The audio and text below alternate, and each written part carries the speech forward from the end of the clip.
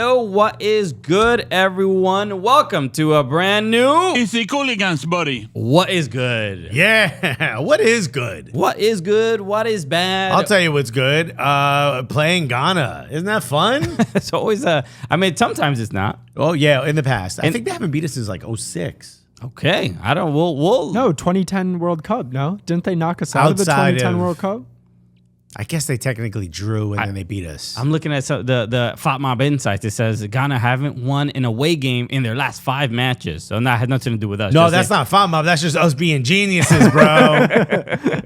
Bro, okay. We statisticians.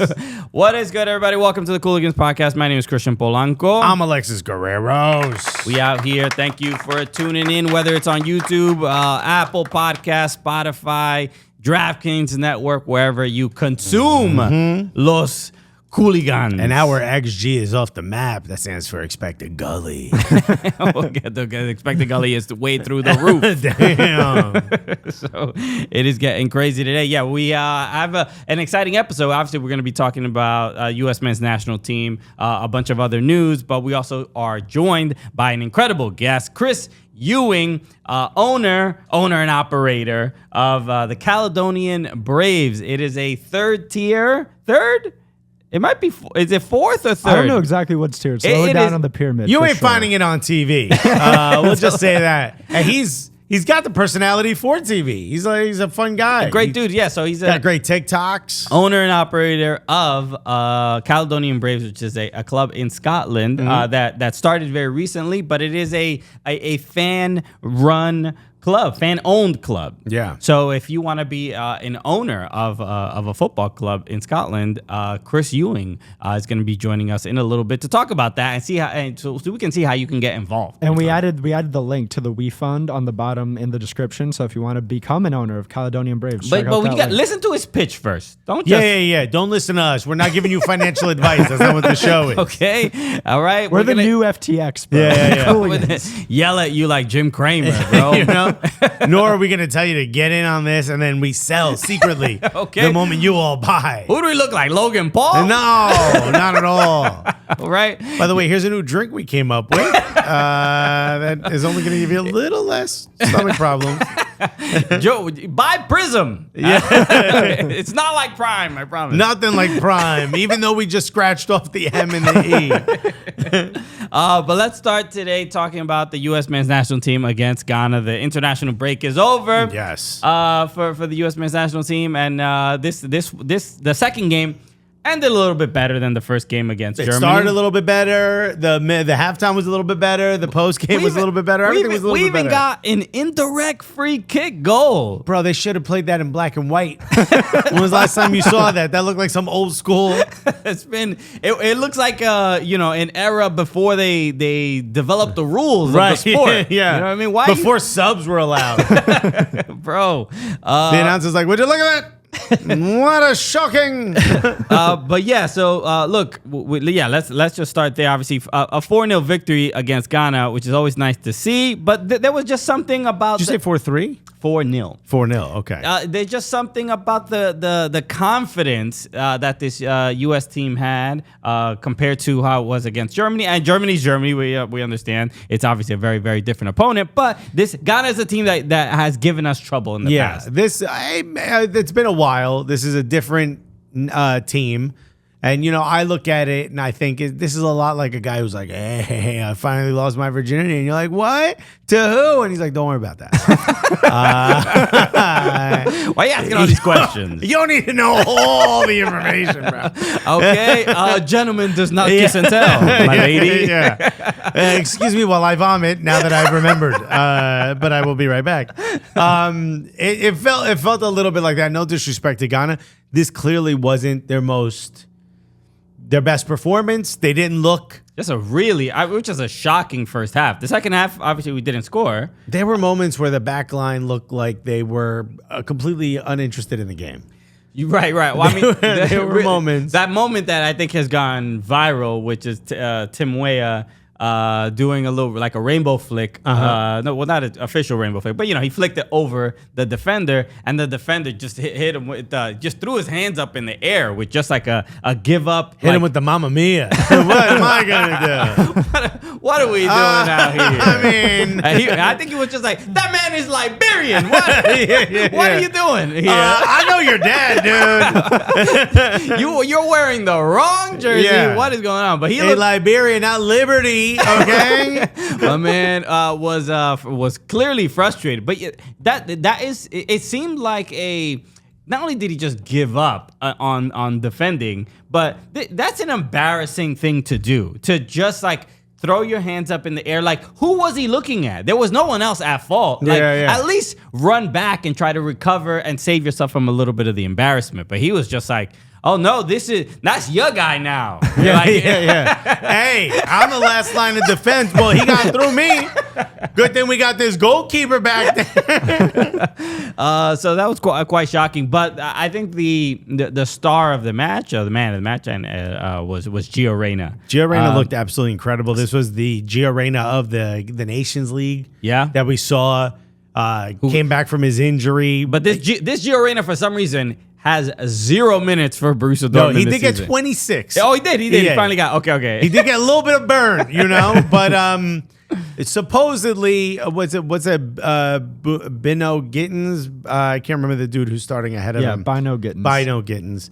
I get that the coach is maybe slow playing it after the injury. Yeah, maybe there's a little bit of a fear that Gio Reyna is injury prone. So maybe the coach is slow playing it. Bino Gittins getting some time ahead of him. Charlie seemed very upset about that this morning. But I'm of the mindset that if you get an opportunity, you shine, and you should get more opportunity after that. Right. Until you fail, you keep getting opportunities.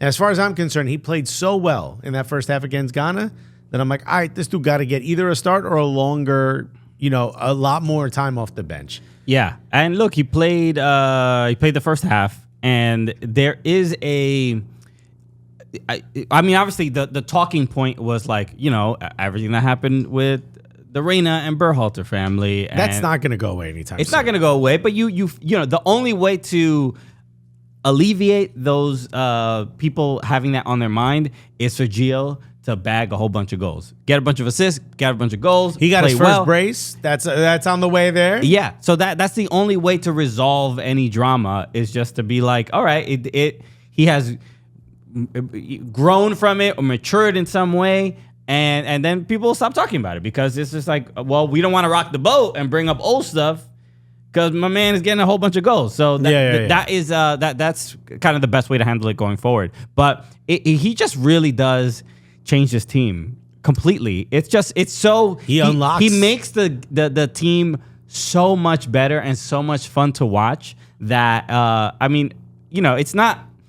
I'm not making the comparison like Messi makes everybody better, but Gio just I think brings a level of confidence and relief to the rest of the team. Look at Folarin Balogun. Dude, it completely changes the way He's he a plays. different guy with Gio there. Well, I mean, he's got to get service, and Gio's giving him service. You know what I mean? And Balogun is doing, I think, when Reyna is playing, and he talked about this in the postgame a little bit about how it was a point to get him more involved. I think he barely had many touches in the game against Germany. Yeah, we showed the pass map after the Germany game. Barely touched the ball. Balogun was getting the ball from Chris Richards, bro. He was like literally running all the way to the center back. That doesn't help. He's like, yo. When the goalkeeper does a short pass and it goes to Balogun, you're like, yo, you might be too far back. He was like, yo, I'm getting in this game. Yeah. I just want to feel the ball from time to time. Shoot from here? You know what I mean? But the goal, the first goal, right? That was Reyna's goal. Yep. Balogun did the back heel that broke the saucy. Beautiful. It was like I think it was Dest involved and how much Balogun. Better did Dest look? Yeah. Yo, Dest, don't even drive. You drive on the right hand side. I want you to sit in a passenger seat only. You only on the right from now on, man. That was a completely different Serginho Dest from what we saw against Germany on the left, which I think now we look back and go, okay, that experiment, we're never doing that again. Yeah. Especially with Lund looking good. Yeah, Christopher Lund looked great as well, man. Yeah. There was a look. I don't know what it was exactly. Just that first half, Ghana had no clue what they were facing, and It looked like it was 9 against 10. yeah, it just kind of a shock. So look, it leaves, I think, people with just a little bit more confidence in not only the team, but even though people are like through their teeth, like gritting their teeth of like they don't want to give Berhalter any props. But I mean, this was a good game for him. Yeah, I think he made the right calls with the lineup and stuff like that. And again, Ghana looked a lot better in that second half, and we didn't score. But yeah, I'm not used to leaving U.S. men's national team games like, oh, I got nothing to complain. I'm like, I want something to complain about. Yeah. I usually complain. Wow. For some reason I left and I don't have a scowl on my face. What's going on? But shouts to Loon for also putting Kudus in his pocket, bro. Sure. Mohamed Kudus is the guy that everyone's talking about on this Ghana team. You know, West Ham paid a grip of money for this man. And, bro, he was not getting past Christopher Loon. Again, remind everyone, Christopher Loon, a second division in Italy defender. Young. Yeah. Playing for Palermo and Serie B, however you want to pronounce it. And Mohamed Kudus got sold for a grip of money to West Ham.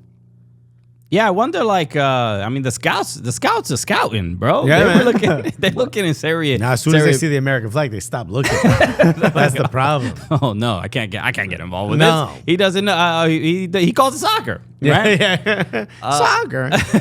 But the what was the other one? The Pulisic got the penalty. Weah earned that penalty. Weah's another. I mean, we're just talking glowingly about these players, but Weah was also We got too much good happening. This This is after the Ghana game. Yeah. This is not a typical Cooligans episode of all this positivity, but you got to give credit where credit's due. Weah earned that penalty. Again, even in that buildup, in that first half, just like Ghana looked intimidated. We don't intimidate that many teams unless it's like Barbados and we're playing a CONCACAF team. So I was just St. Kitts and Nevis. okay.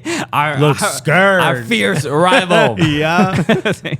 Our San Marino. Did you see San Marino scored? San Marino did score. Finally. Yeah. That was crazy. It's huge. And that's the first time in what, a couple months or years? No, I think it's like 700 days. I think Something it was like that. It was the first goal of this qualification cycle. For Yeah, them. It yeah. was So crazy. they literally the entire team. They tied against Denmark. Yeah. And then they were up for I think 9 minutes. Rasmus tied for Højlund, 9 minutes. Rasmus Højlund was upset. He said that the whoever was covering him was playing him very rough, was trying to injure him. Yes. And I honestly just think the guy doesn't know any better. You know what I mean? It's just the guy's a baker, dude. You know what I No, mean? but it's just the defender was actually an injury lawyer, and he was trying He to was get like, a I new know a client." guy. I know. That's me. Have you seen my bus ad? Yeah. So happy for them, but then they ended up losing. I mean, even the what is it? This is for They the probably Euros. still went out and the partied. qualification for Euro. Norway isn't. Are they out officially, or they're like no. They're done. No, they're done. Yeah, I don't yeah, think they're they're done. really? qualified, So yeah. Odegaard and Erling Haaland just will never see like any kind of European tournament because Jeez. they just play on a team that's just not very good. And You figure with both of those guys. yeah, you would think that would be enough, but no. Especially when you're qualifying against teams like, San Marino, Liechtenstein, and North Macedonia. They can't do it. They can't. North Macedonia is like, I think in their No, they're not out. Are they out? They're not out. They're but, out, but it's better than Norway. But that's because Italy's there. Damn, bro. So speaking of Italy, let's move on. I wouldn't bet on them. We gotta talk. Sandro Tonali would. Hey, Sandro right now sweating. We tease this. He's like, I got 50K on them qualifying, bro. Stressful. I mean, look, we all know players should not be involved in gambling. I mean, Pete Rose. If Pete Rose didn't teach us anything, I mean, this is. He's too old, bro. They don't remember that. They don't remember Pete bro, Rose. I'm not sure that's the reason Sandro Tonali doesn't know about Pete Rose, bro. There may be some other reasons. But Sandro Tonali of Newcastle, obviously big money move. Cardi B, we know Cardi B, big money move to she Newcastle. Making money moves, bro. From AC Milan. And he's doing well at Newcastle. Newcastle, they won their Champions League. He might have a little bit too much time on his hands. Yeah. And apparently he's been caught in a betting scandal. It's and not only did he get caught, but he has completely admitted to it. Well, what else are you gonna do? Yeah, so he's basically doing the like. You got me. You got me. Give me, be a little lenient with me. Yeah. This is just a quick synopsis from Sky Sports, so we can hear. I was Ben, but I wasn't Ben. This is from Sky Sports. Here goes. Yeah, Joe, bad news. This sounds not just for Newcastle United, but for Sandro Tonali himself as well, after news emerged this morning that Sandro Tonali has admitted to betting on football matches in which both he played and in which both he didn't play during his time at AC Milan. So he admitted to betting in games that he played in and that he didn't play in, but for AC Milan, and it's just not a good look. There's no way. This is bad. This is really, really bad. And he's basically admitting to everything just to get as lenient a penalty or as lenient a ban as possible. The ban is usually 3 years. I think that's the most you can get. Some people are speculating that it might be somewhere around a year because he is cooperating with the investigation. But it seems like it's a bigger thing. So this is. I was going to say, he's not the only one. He's not the only one because this Zaniolo from Aston Villa. Aston Villa was Tonali and Zaniolo were on the Italian national team. They got called up. They were supposed to play against England during this international break. They were sent home because of this investigation, and then now. The other name at Juventus is Nicolo Fagiolo. Yeah. Also known as Nicolo Pasta Fagioli. Okay. I was going to say, his last name means beans. Fagioli beans.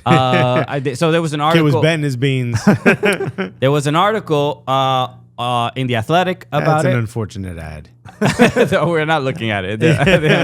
But I'm just gonna real quick. I mean, it got very, very serious. So this is from The Athletic. It says Fagioli's tears at the Mappe Stadium were those of someone in too deep. He had received threats of physical violence. Quote, "I'll break your legs," unquote, from third parties he assumes must somehow be linked to any of the illegal betting platforms on which he staked money. He spiraled, betting more in an attempt to recover his losses. His gambling debts to illegal and legal bookies totaled almost €3 million. We've all been there, bro. A late Sunday night chase. He had all the money on Hawaii. How does it get... You're remembering your parlays. I know. I think at the end of the day, this is why I think when people say they don't want to legalize gambling, to me it's stupid because even with legal gambling, people will seek out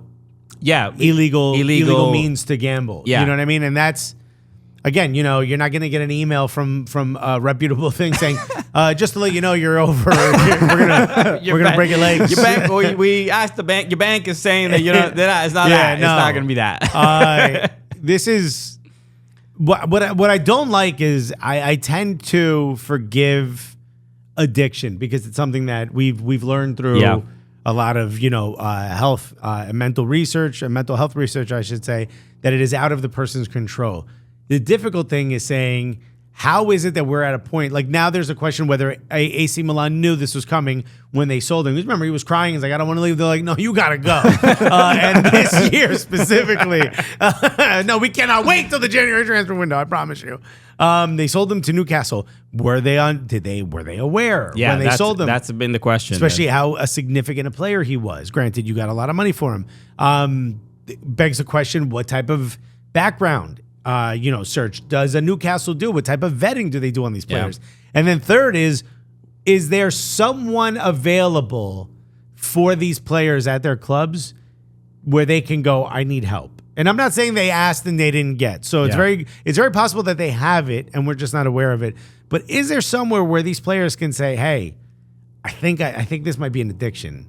I need help. Yeah.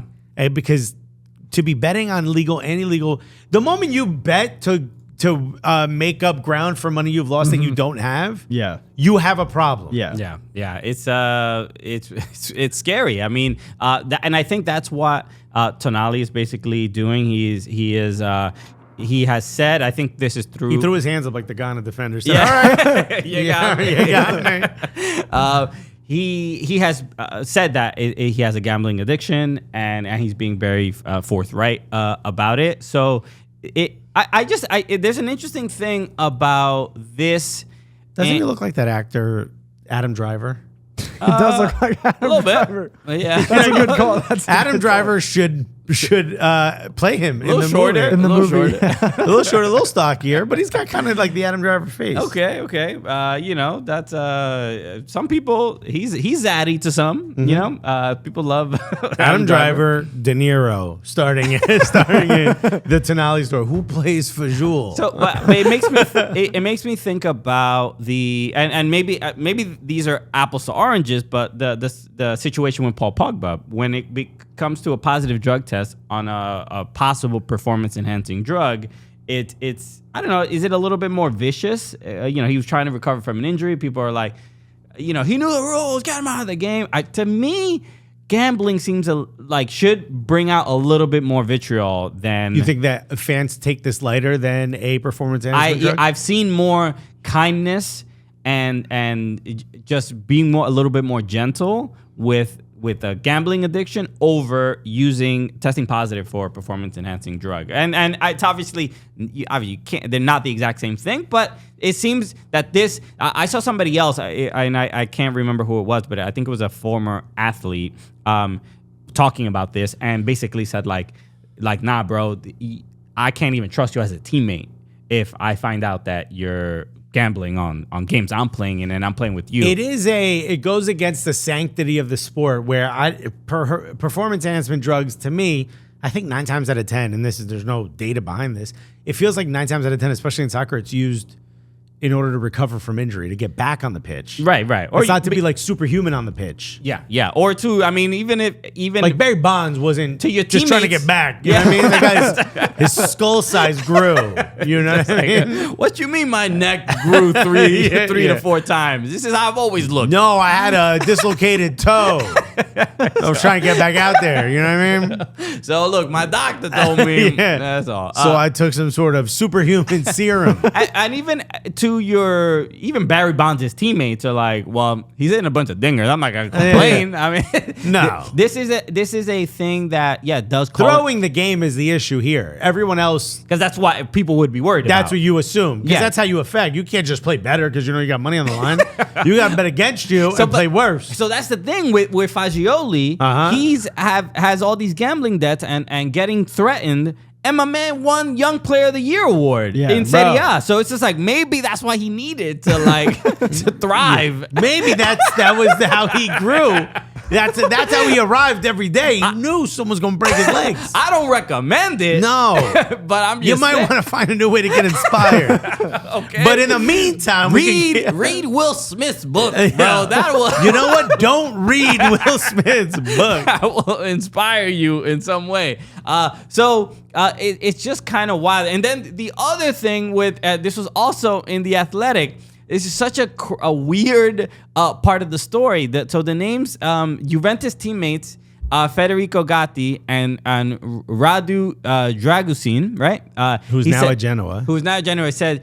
So apparently Fagioli asked for money. He asked for 40,000 euros from each of them, and he says, and it was quote under the pretext that he wanted to buy a watch, but was unable to do so because his mother looked after his bank account. Unknown to them, Fagioli sought the loans to pay down his gambling debts. So he was borrowing money from his teammates to pay down gambling debts, and then their names are now sort of implicated in this story. And Federico Gatti was the guy who Chesney passed the ball Chesney to, in the and he Champions League passed game. it directly into an open goal. Looking a little sus. Gotti Looking a in little trouble. sus. So it's just like Gatti's just like, bro, I just lent you money for your damn watch. You think Gatti went to him and said, "Yo, I need my money back," and he's like, "How about you get it?" He's like, I got a parlay for you, Fed. I know a way for you to get it with a little sum on top.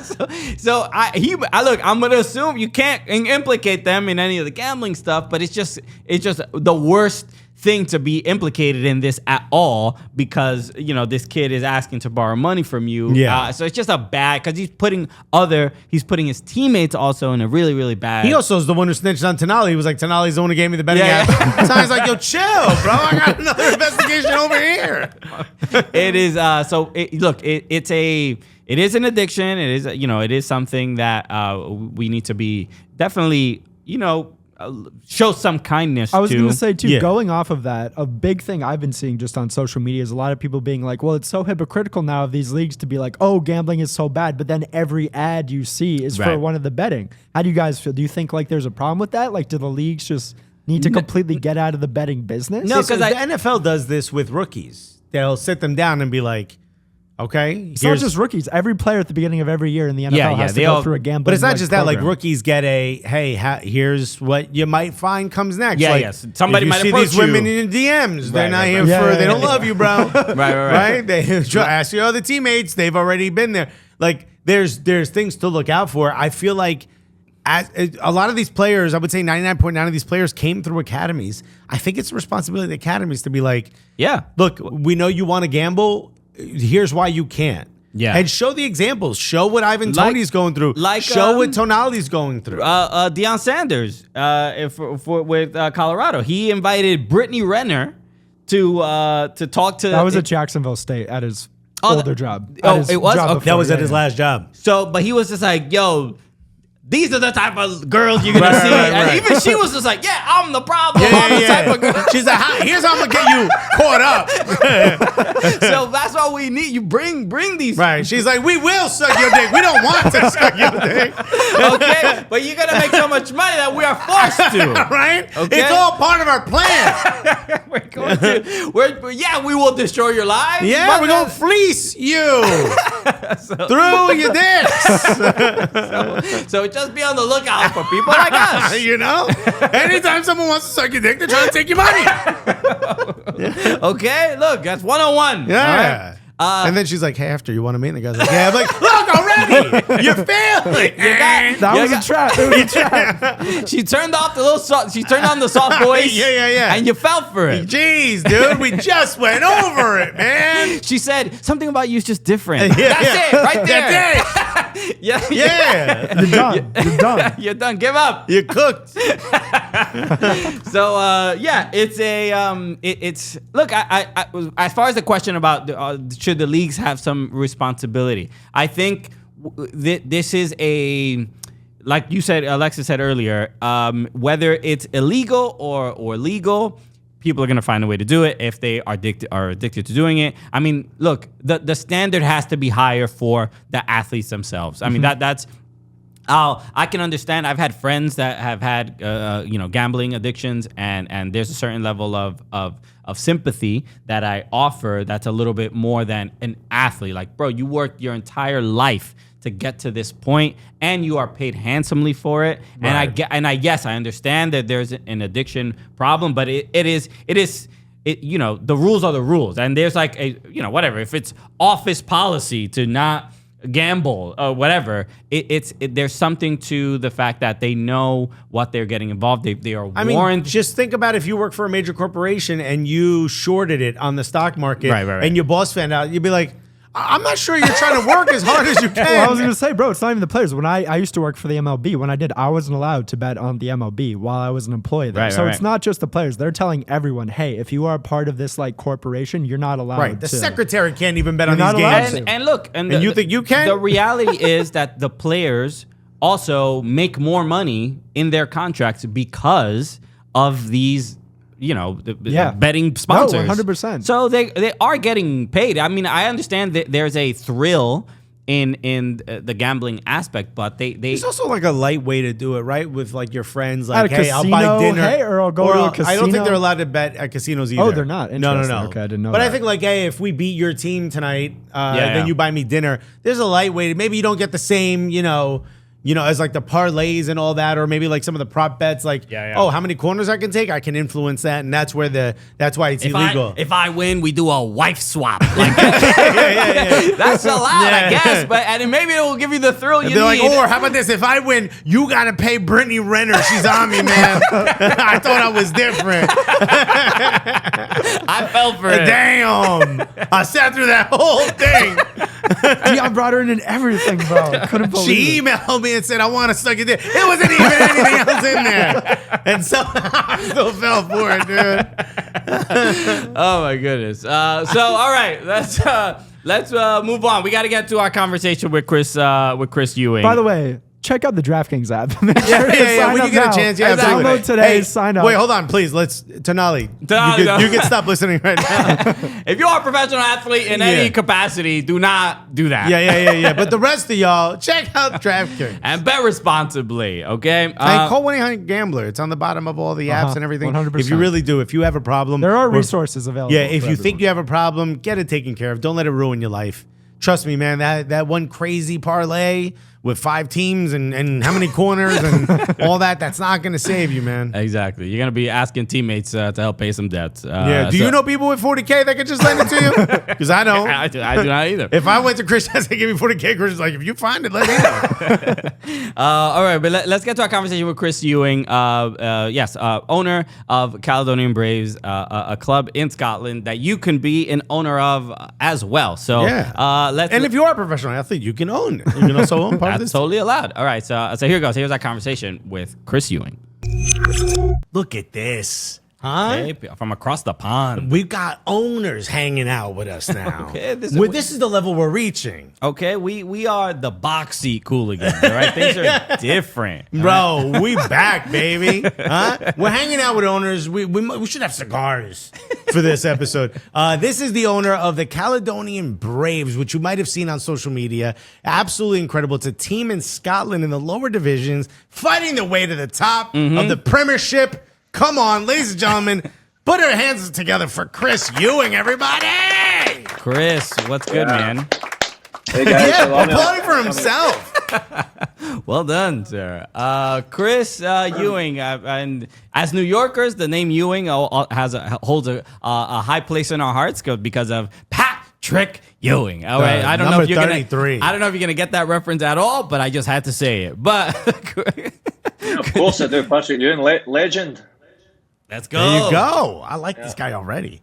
Chris. All right, you are the owner of the Caledonian Braves. But it's a different type of ownership. That's right. This is a community funded club. We've seen things like this before in the past. This is we've seen this in the United States a couple of times. I don't know how many clubs in Scotland have done something like this. So maybe this is like a kind of a very new endeavor in Scotland. But please give us the elevator pitch for the Caledonian Braves. Yeah, guys. So thanks for having me. I'm Chris. I'm the founding owner of Caledonian Braves. Up until about a month ago, I was the only owner. I'm now part of an ownership group that exceeds 650 owners from around the world. Wow. I think 46 of the 50 states in the United States also represented in the ownership group. So it's a very exciting time for the club. We are the first club in Scotland to do this. We're actually the youngest senior football club in Scotland. Scottish football is 150 years old this year.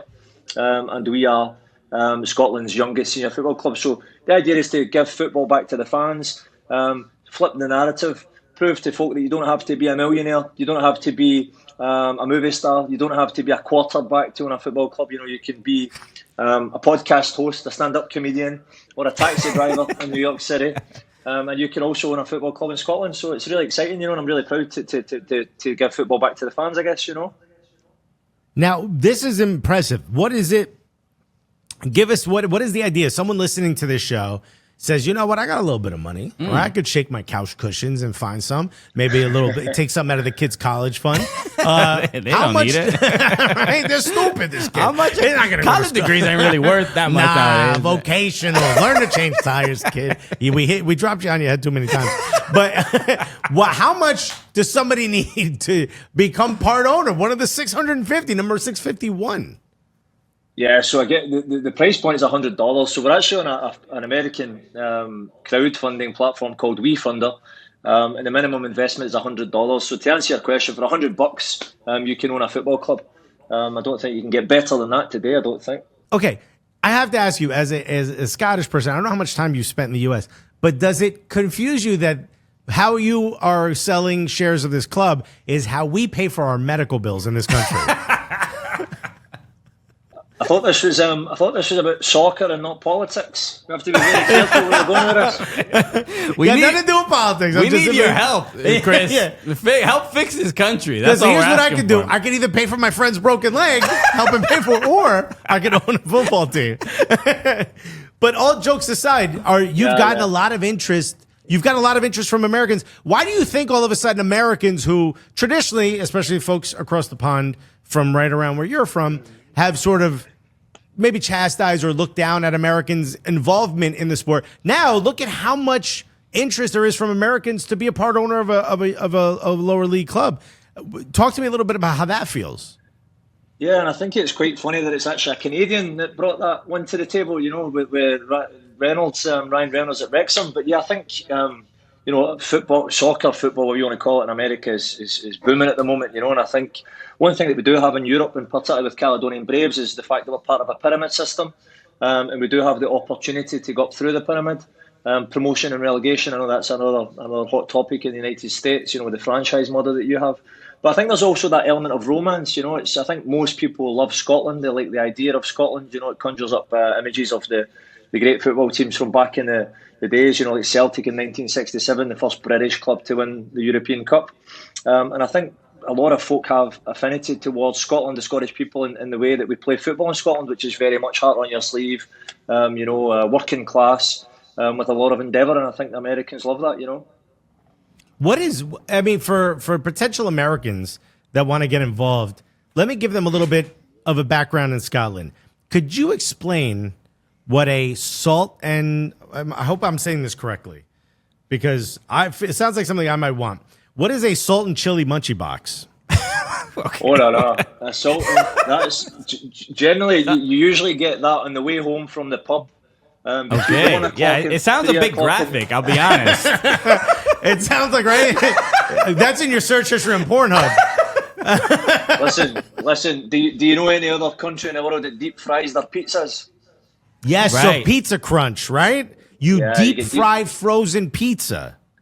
Yeah, and we also, believe it or not, and I've yet to try this myself, but we also deep fry Mars bars, which is a chocolate bar, Yeah. Oh. So we don't even. The only time Americans get Mars bars is around Halloween. It's not sold regularly here in America, but you get mini ones during Halloween. So only time. So it's coming. They are sold. If you're eating them, you can't just go find a Mars bar. In this country. If you got a problem, you can find it. Right. If you were like, you just outside oh man, I need some of that munchie box and a Mars bar. But Chris, we've had conversations with people involved in football in the United States. At MLS clubs, and we've heard this. So I'm curious about your the challenges that you face being an owner, trying to get your club from the lower divisions and climbing up the ladder. Because we've heard from sporting directors, other owners, and kind of off the record, they've basically said that if the Premier League started today, they would not do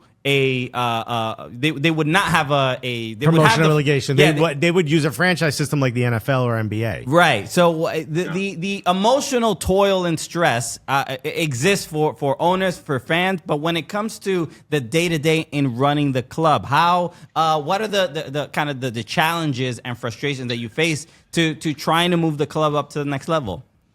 Yeah, well, it's a really good question. I mean, the biggest challenge we have is the fact that we're a brand new football club. So, as I said earlier on, Scottish football was 150 years old. We were formed in 2019, so we don't have the tradition and the history of some of the other clubs, particularly in the west of Scotland. There's so many professional clubs around the same area as us. Particularly, you guys will know Rangers and Celtic, I guess, for the most part. So that's the challenge. It's how do we attract a new fan base? How do we attract sponsorship? How can we actually pay the players so that we can have a better quality of player? One of the challenges we had this season is we just lost 7 of our best players because we couldn't afford to keep them, so they went to other clubs. So this is one of the reasons as well that I opened up this ownership opportunity to the world, because quite simply alone, I'm not a millionaire. And even if I was, my wife would probably divorce me, kill me first probably, if I put all my money into a football club. So it's really exciting for me to be able to share this, So that's the idea, is that we prove to folk that the community is not just local. A community can be global if we share the same passion, the same desires, the same values. And that's proven today with internet, with social media, creating content, and essentially bringing people into the club. So the challenges are the fact that we're brand new. But on the flip side of that, that's also the opportunity. We're not hindered by tradition. We don't have a committee of old guys who sit in the boardroom with their blazers on. We can be forward thinking, we can be innovative, and when we get people from all over the world invested in the club, it just is so cool. It's just such a buzz. That guys from New York are investing, guys from California, people from India, people from Spain, and that's what football's all about. It's about bringing people together. Yeah. In fact, let's say Christian and I decided to toss in $200. What do we get if we show up at the park? Do we get to sit in the owner's box? Is it all types of crustaceans, or is it just munchie boxes? What are the benefits? You get to tell your pals that you're a owner of a football club in Scotland, which is a good starting point. Ultimately, what we want to do is obviously offer people the opportunity to come to Scotland, to visit Scotland. We actually just had a couple of owners who came from North Carolina to visit the team in Scotland. They did a TikTok video. It was seen by over 1 million people on TikTok, so it was great. So the idea as well is that fans essentially have a voice, It's almost a blue-collar soccer club, I feel like. Everyone gets a voice, no matter where you are in the world, no matter how much money you have. You get to vote. You get to actually participate in the strategy of the club. You look at some of the big clubs, you look at the Champions League, Newcastle United, PSG, the money's coming in from Saudi Arabia, from the Middle East. It's to prove to folk that this is about football fans. It's giving it back to the fans. And creating that sense of community around the club, which, for me, in my opinion, sometimes a lot of the bigger clubs, they don't give their fans due consideration. And that's a big frustration. Well, great. I can't believe I didn't even mention, Chris. I actually own an oil refinery, so I come from quite a bit of money. Right. Yeah, there you go. So you get signed up then. WeFunder. Yeah. Well, you should have /CBFC when you go. Add a couple zeros to that 100, Chris. This kid's got money. So, and I find this stuff fascinating because I think the story is I think Welcome to Wrexham kind of put this in a lot of people's minds of just like how All or Nothing was also very popular, which is where they got the idea. I mean, these documentaries are kind of sweeping the nation a little bit and getting people who were not even casually a fan of the sport all of a sudden now really into it. At least Wrexham, somebody. Right. But it shows sort of the emotional side of it, of just like the romance of the game. Right, the human side of it. Yeah, and how difficult it could be. But I'm also like interested in like the analytics, the front office, how do you give us a spreadsheet this guy's asking for. Well, you mentioned losing 7 players. I mean, how is that a huge challenge as well in building a culture of the club where the players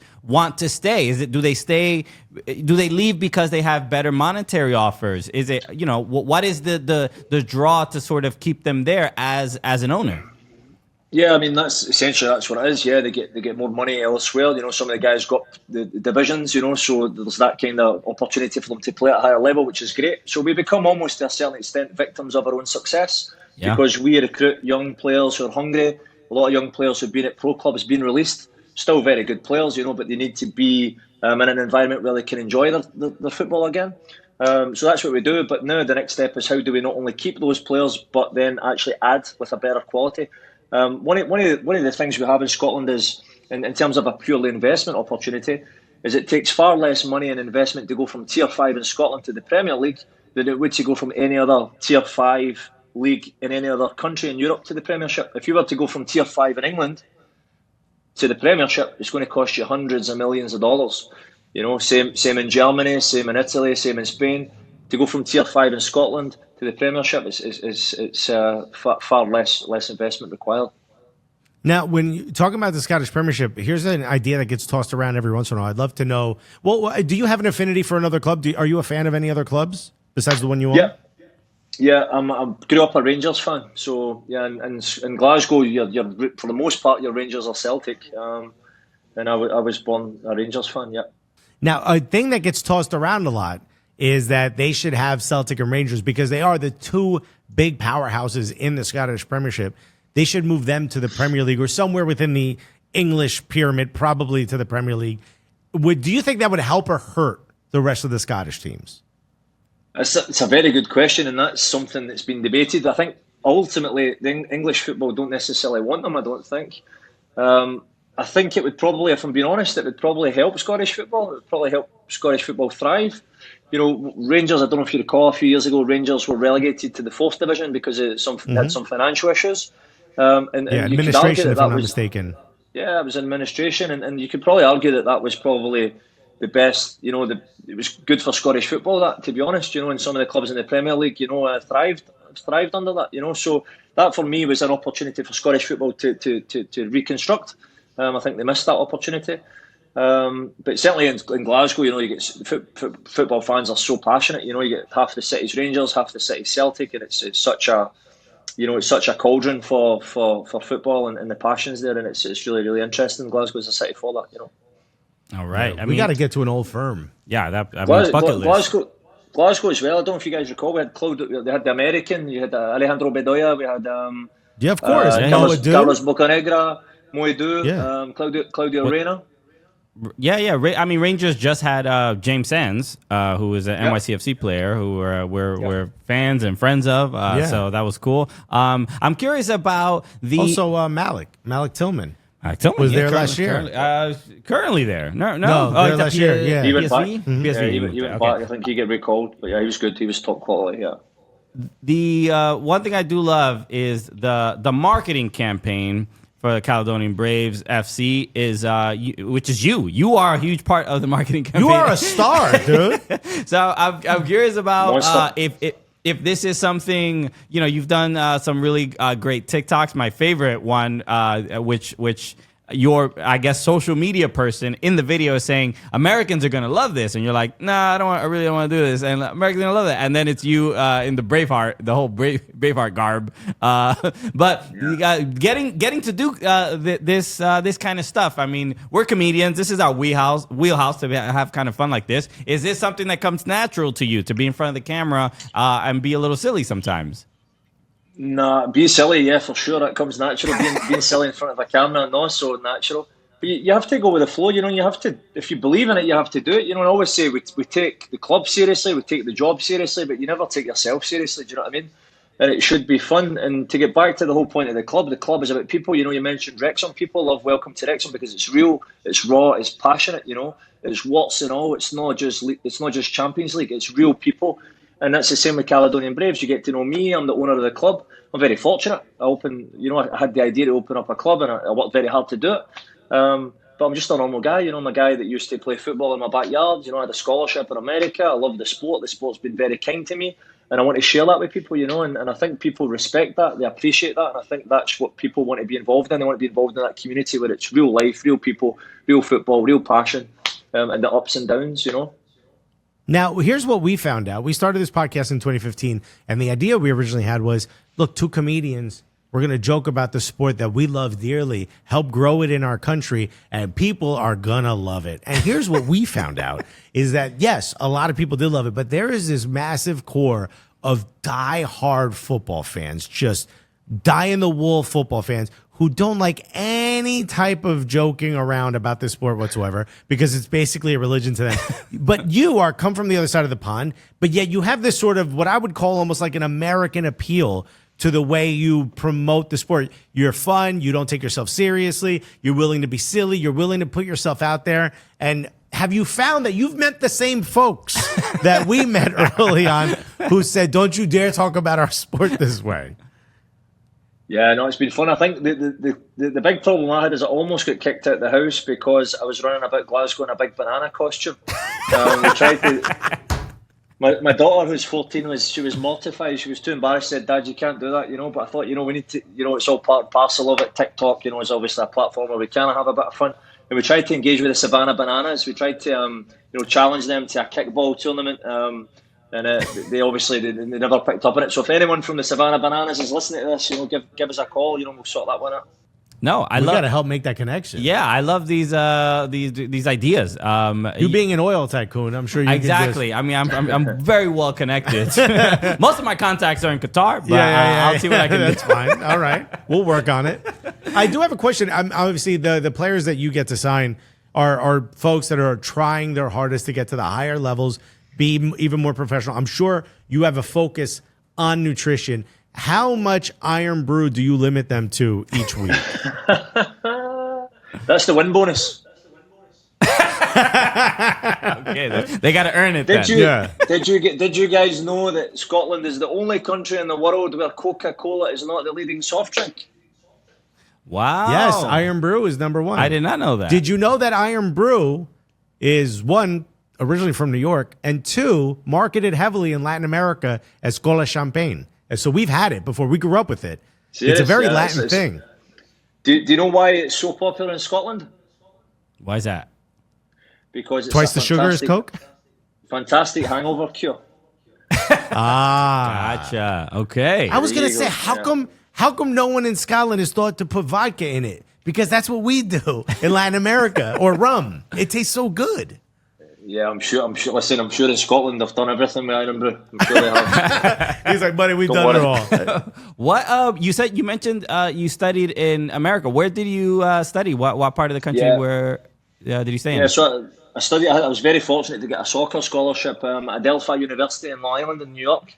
You Long Island? I don't even hear your accent. Nah, I lost it when I moved to France. But listen, I love America. I love New York in particular. What a city, what a place. I got a lot of great friends still there. And actually, New York changed my life like it has done for so many people. But I came to America in 1994 for the World Cup. My cousin played for Ireland, and Ireland played Italy in the Giant Stadium. I was at that game. Whoa! I was at that. That's the first professional match I ever went to. Wow. Yeah, well, How I was crazy at that game is as that? well. Yeah, I was at that game, and a guy from Glasgow scored the only goal of the game, Ray Houghton. I don't know if you guys remember Ray Houghton. He played for Liverpool. Okay, yeah, no. Ray Hudson, the announcer, magisterial. No, Houghton. Oh, I was like, Ray, I thought he was Scottish. Yeah, Ray Houghton. Houghton. Yeah. Amazing. Yeah, so Wow. he's from Glasgow. So I was at that game and it changed my life because I saw New York. And before that, it was just the TV, But you get to New York and you're just like, wow, what a place, man, What a place. Just such energy. And I love it, And I'm so proud. We actually have someone who's at the, who works at the New York Giants who invested in the club. Very cool. Okay. Who works in football operations, And we have some folk in the NFL and the NBA who are interested in investing in the club. We actually have some scientists from NASA who've invested in the club. Wow, well then we have to. I didn't know fellow geniuses were involved. The brilliant mind. I mean, wait till they find out we also will be involved. I know a lot of times Scottish people, you even mentioned when we first started, how good are you with a Scottish accent? Scottish people sometimes get picked on a little bit for the accent they have. But how much of a culture shock was it when you first heard someone from Long Island speak? Yeah, it must have been pretty jarring. Because you must have been like, this can't be the same language. I remember in America, used to no one understood me. No, they always used to say to me that I need to speak slowly, and I said, no, you need to listen fast. but that was a challenge. But I did have a few like girls said to me that my accent sounded like music, so I take that any day, Okay, Ooh, yeah. Like the flirting. That's how you get the girls, bro. Yeah, dog. Sounds like if only I was good looking, If only. What position did you play in Delphi? I'm gonna guess goalkeeper. Substitute. Let's go. No, I was, well done. I'm familiar with the role. I was. We say we say in Scotland we have a joke. We say left back in the dressing room. Left back in the dressing room. Left back in the dressing room, bro. I've never heard that one, and I'm upset that I haven't yet. Yeah, no, it's been sitting there the whole time. And two professional comedians couldn't think of it. It's very upsetting. See, the thing is, I was a forward, but I always say I was far too technical for Scotland, because I was too good with the ball at my feet, and I'm 6'4". They used to put it up here in the air to head it, and I was horrible in the air. So I often joke, if I was born in Spain or Argentina, I'd have probably had a World Cup by now, But there you go, I was born in Scotland, Well, Chris, this has been absolutely incredible. Can you just let people know again where they can find Caledonian Braves and how they can become an owner themselves?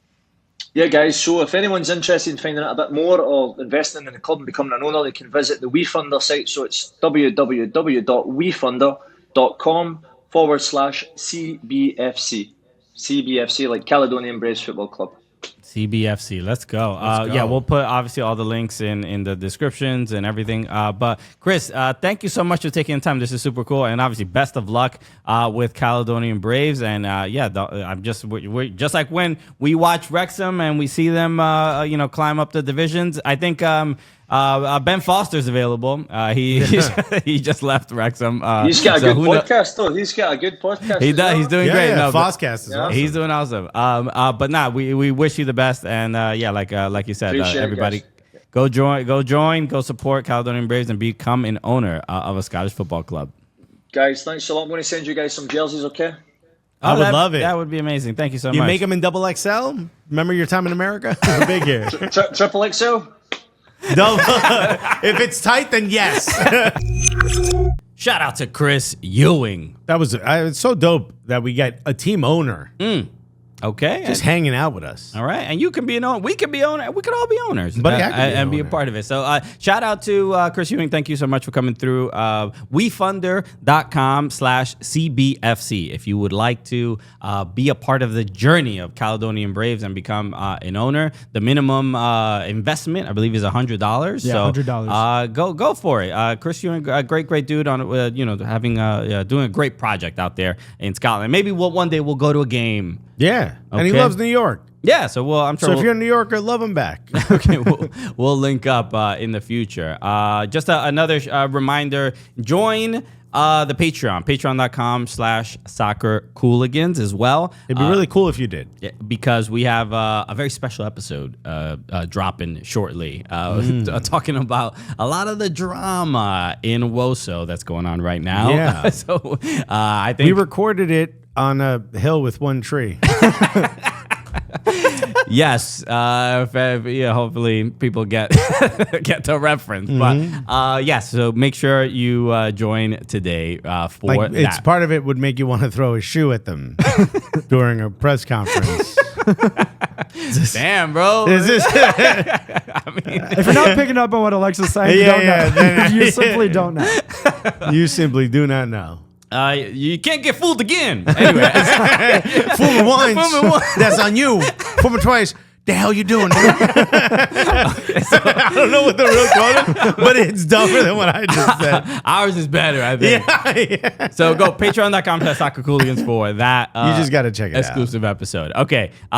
Let's. What do you call that space between two buildings? Sometimes people put like garbage in it. An alley. Oh, okay, cool. Anyway, Yes. I was just not forgot. relevant to anything. We just wanted forgot. Sometimes we do that. We just bring up random stuff. Super random. Alexis forgets what things are called. So. Yeah, that's a new segment called Alexis Forgets. Okay. Neymar Yeah. is in the news, and it's actually horrible news. He got injured while ACL and meniscus. yes, Right? yeah, Yeah. during the game against Uruguay, I believe. Who's he playing? I forgot. Brazil. Yeah, they lost to Uruguay 2-0. Yeah, so kind of a shock, but not necessarily worried that Brazil's not going to make it. Did to you the know that World Cup. Brazil's coach, Diniz, do you know he's also still the coach of Fluminense? Yeah, I did hear something like that because the issue the former coach. No, Ancelotti got the job after the Real Madrid. But yeah, he can't say. No, I think he's been pretty open Really? about it. Yeah. Did he? I don't know if he's agreed to it officially. Yeah, no, it's official. Oh, it is official. This Okay, is his last season at Real Madrid, and then he takes over the Brazil job. So like, all right, cool. We found the new coach. They're like, hey, what about in the next year? There's going to be World Cup qualifying and stuff. They're like, oh yeah. And they had So we'll get a part-time coach because he already has a job, Fluminense, who Marcelo is at the team, and actually he's going to be in the Copa Libertadores final for the first time. Fluminense's never been in the final or never won a final, one of the two. Okay. So he's doing great so far, but he's got 2 jobs. Yeah, look at that. He's got to coach Brazil, who's in what, 3rd place? Yeah, so I mean, given the 2026 World Cup will have 48 teams, it's like, you know, it's basically like MLS playoffs, like 80% of CONMEBOL everybody get gets it. in. Everybody but Bolivia. You good. I think there's only 3 spots that are out, and then there's a playoff. No, it's the first 6. 6th is the playoff. Okay, so it used to be the top 4. 5th is the playoff. But there's 9, right? How many countries? 9 or 10? 10. Okay, yeah. got it. Remember when we had to do all those things? Yeah, for the last place? CONMEBOL. So yeah, it's horrific. He goes down crying. It's not even his sister's birthday. Yeah, He's, you know, it's usually where it's time to celebrate. It's always the perfect timing. Yeah. The injury, but March. This is early. This is real. That's how you know it's real. His sister was like, "No, Neymar, what are you doing? This is Neymar, not. no, get up. My birthday's We got time. a few months away." Yeah. But no, it really sucks. It's a terrible injury, and obviously he's going to be out for. He probably will miss Copa America. You would think. Yeah. You would assume this is a long injury, especially what he's 31, 32 now? 32, I believe. 32. I mean, he's not getting younger. But Al Hilal, that's his new team, which I mean, he is beloved there, like a god. He is. You know? They did a big, ceremony when he arrived. But Al They paid Hilal, what, 99 million that we know of. Yeah. You know, you've heard my theories, which by the way, people keep saying in the comments that the Qatar had already gotten the World Cup in 2010. I didn't say they got it because of Neymar. Right. Yeah. I was saying they hired him as an ambassador to kind of for the future. get the people to look away from the workers.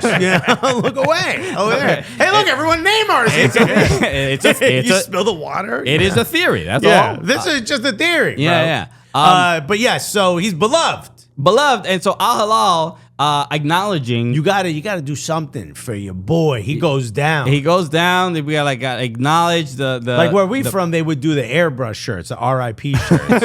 or free Alexis. Or, you were in prison. Or RIP shampoo. Yeah, You know what exactly. I mean? Yeah, on a 4XL T-shirt. Yeah, 100%. That's to our knees. Airbrush. Airbrush. We all know. Like, I got a bin in my mom's house of RIP shirts. Right. A lot of fallen soldiers. So you got to do something. Right. Yeah. Where we're from, you do that. You know, sometimes you put a photo on there of the person who's either passed or gone to jail or something. Yeah. Right. Mm-hmm. What you don't do is put the photo of how they died. Yeah. You don't need to put the photo of him in the casket. No, or the crime scene photo either. But Al Hilal was like, let's think out the box. So Al Hilal did a graphic to acknowledge Neymar's injury, and they took the photo of him begging for help from his torn ACL. And then behind that, what did they put as the background? It says return stronger with a black and white image of Neymar Being stretchered hands off on his the head, pitch. stretchered off the pitch. This is insane. Why do this? This is wildly insensitive. It is. And look, if you notice, Nico pointed this out, all the sponsors are at the bottom. Of course, you got don't forget Puma, everyone. this torn meniscus. Neymar's is ACL, sponsored by Puma. Right. So, brought to you by Yahez, the #1 construction company in Qatar. Bro, this is Neymar pleading for help in excruciating pain, sponsored by Savvy. This is like if your lady made a flyer of you finishing too fast. And the picture she chose was you crying. Let's make a dope. Yo, Leo, I got time now. Fire up Canva. Let's go. I got Pro, so I think we're gonna be good. Okay, let's see what the AI images could come up with. Right. Okay. Let's see if there's a template. Now I want to point something out you might not have seen. Can you make this image larger? Yeah, I think so. Okay. Now, when you do that, I want you to pay attention. Right there is perfect. Yeah. Look up in the white spaces. Go up a little bit. Scroll back up. What in the white spaces? What do you see in the background? It's Look the same. down. They took the image of him holding Yeah. his face. Now scroll down even further. You see real small? What do you see in the background on the right-hand side? What am I looking at? You in the white part. Move your mouse down a little bit. Right there. What do you see? That's on the stretcher. His again. name on the It's the same- stretcher. it's the same. They found it's in the image 4 times.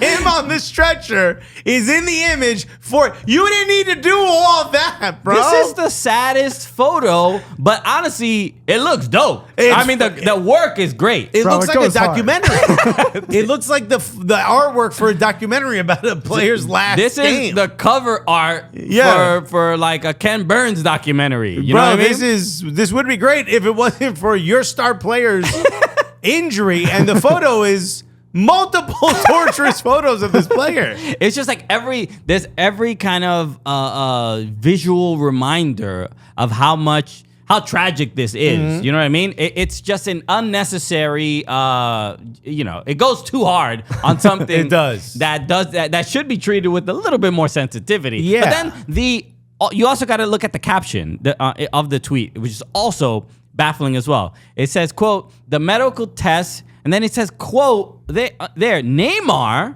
like, Yeah. it's not allegedly Neymar. No, I mean, he's in the photo. He's in the photo 4 times crying. It said, Neymar underwent confirmed the Anterior cruciate ligament and meniscus tear injury in his knee. He will be going through surgery and then a treatment program that will be determined later. Return stronger, Neymar Jr. The last sentence feels like a threat.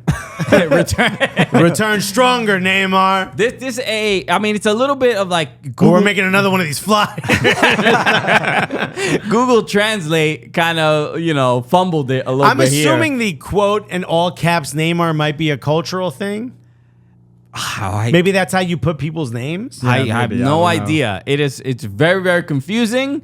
But you would imagine Al Hilal this is the Al Hilal English account. I'm sure they have an English speaking person to handle 100%. This. 100%. Well, yeah, if they could pay Neymar that amount of money, they can pay somebody to handle just posting some tweets. I would hope so. But truly, confusing, baffling. It sucks. Baffling is a great way to put it. This is so confusing. To lose Neymar, of course, obviously a big name player for Brazil and obviously for Al Hilal. But this is, I can't make any kind of sense of it. I don't know why they would do this. But hey, I don't know. Maybe culturally it's a different thing out there. I don't know. I don't know what they do. All right, let's wrap up, everyone. Thank you so much for tuning in. You should have made one of these when I pooped my pants in Dallas. Yeah, we have to. Please. We'll ask Jamie to whip one together. Yeah. Can someone listening who's good at Photoshop take our biggest L's in life and make them like just absolute fire Photoshop edits, and then get like multiple background photos. This man is holding his face 4 times in this photo. It's horrific. We need to just get the first time a girl rejected me. Just you were 28. Can we make a fire edit? Yeah, dude. Out of that, okay? Some of the wilder stories. Can we get you eating a burrito? Can we get a reaction of you seeing someone who's taking your burrito eating and taking it to the next level? We'll do that on Patreon. We'll do do that on Patreon. All right, patreon.com/Cooligans. Anyway, all right, everybody, shout out to everybody for tuning in. Thank you again, Chris Ewing of the Caledonian Braves, for coming through, talking about the club out in Scotland. And we will be back on Monday. Obviously, yes, sir. MLS decision day is this weekend. It's obviously a lot at stake. It's going to be incredible. Also, NWSL playoffs happening this weekend as well. Club football's back. So much going on. European footy. It's the Merseyside derby. Arsenal's playing Chelsea. So a little Miguelito against Alexis this weekend. So a lot of entertaining matches. So we will see you back on Monday. It'll be sick as ever. Don't know why I said that. I already regret it. We'll see you on Monday, everybody. Yeah, cowabunga. Peace.